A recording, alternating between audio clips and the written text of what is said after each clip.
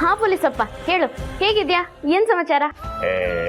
ನಮ್ದೇನ್ ಮಗ, ಈಗ ನಾವು ಅಲ್ಲಿಂದ ಬಂದ್ಮೇಲೆ ನಿನ್ಗೇನು ತೊಂದರೆ ಆಗಿಲ್ಲ ತಾನೆ? ಈಗ ನೀನ್ ಹೇಗಿದ್ಯಾ ಮಗ? ಏನು ತೊಂದ್ರೆ ಆಗಿಲ್ಲ. ಈಗ ನಮ್ಮ ಮನೆ ಒಳಗಿದ್ದೀನಿ, ಆರಾಮಾಗಿದ್ದೀನಿ. ಮತ್ತೆ ಅಳಿಯಂದ್ರು? ನಾನ್ ಮನೆ ಒಳಗ್ ಬಂದಿದ್ದಕ್ಕೆ ಅವ್ರಿಗೂ ಖುಷಿ ಆಯ್ತು. ಹಾಗಾದ್ರೆ ಸರಿ ಬಿಡು ಮಗ. ಹೇಗೋ ದೇವ್ರ ದಯೆಯಿಂದ ಎಲ್ರಿಗೂ ಒಳ್ಳೇದಾದ್ರೆ ಸರಿ. ಒಟ್ಟಿನಲ್ಲಿ ನೀ ಚೆನ್ನಾಗಿರ್ಬೇಕಷ್ಟೇ ಮಗ. ನಾನು ಯಾವಾಗ್ಲೂ ಚೆನ್ನಾಗೇ ಇರ್ತೀನಿ ಪೊಲೀಸಪ್ಪ, ನೀ ತಲೆ ಕೆಡ್ಸ್ಕೋಬೇಡ. ಸೋತಾಗ ಬೇಜಾರಾಗಲ್ಲ, ಗೆದ್ದಾಗ ಬೀಗಲ್ಲ. ಒಳ್ಳೇದು ಒಳ್ಳೇದು ಒಳ್ಳೇದು. ಇರು ಪಕ್ಕದಲ್ಲೇ ನಿಂತಿದ್ದಾರೆ, ಕೊಡ್ತೀನಿ ಒಂದು ನಿಮಿಷ. ಹೇಗಿದ್ಯಾ ಮಗಳೇ?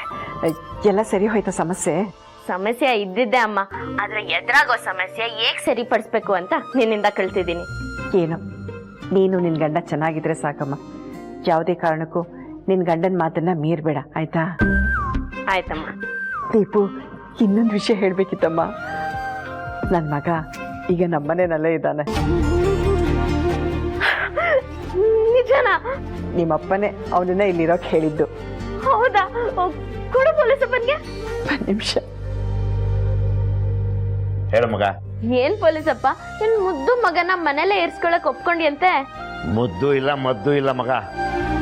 ಅವನ್ ಮುಖ ನೋಡಿದ್ರೆ ಗುದ್ದಾನೆ ಅನ್ಸುತ್ತಷ್ಟೇ.